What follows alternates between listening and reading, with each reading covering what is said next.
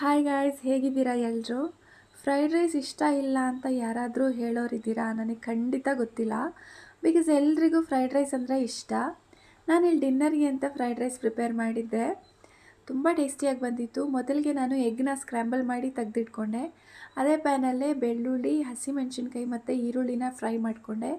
ಅದಾದ ನಂತರ ತರಕಾರಿಯಾಗಿ ನಾನು ಕ್ಯಾಬೇಜು, ಕ್ಯಾರೆಟು, ಕ್ಯಾಪ್ಸಿಕಮ್ ಮತ್ತು ಬ್ರಾಕ್ಲಿ ಹಾಕಿ ಹುರ್ಕೊಂಡು ಅದಕ್ಕೆ ಬೇಯಿಸಿಟ್ಕೊಂಡಿರೋ ಅನ್ನ ಆ್ಯಡ್ ಮಾಡಿದೆ.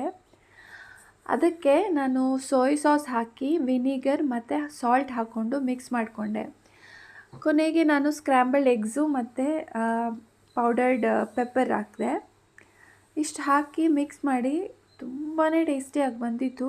ನೀವು ಖಂಡಿತ ಮನೇಲೊಮ್ಮೆ ಟ್ರೈ ಮಾಡಿ ನೋಡಿ.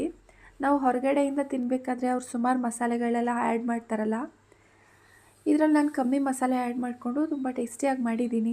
ಒಮ್ಮೆ ನೀವು ಟ್ರೈ ಮಾಡಿ ನೋಡಿ, ಖಂಡಿತ ಇಷ್ಟ ಆಗುತ್ತೆ. ಟ್ರೈ ಮಾಡಿಬಿಟ್ಟು ಹೇಗಿದೆ ಅಂತ ಕಮೆಂಟಲ್ಲಿ ತಿಳಿಸಿ. ಇಷ್ಟ ಆದಲ್ಲಿ ಈ ವಿಡಿಯೋನ ಲೈಕ್, ಶೇರ್, ಸಬ್ಸ್ಕ್ರೈಬ್ ಮಾಡಿ. Thank you so much for watching.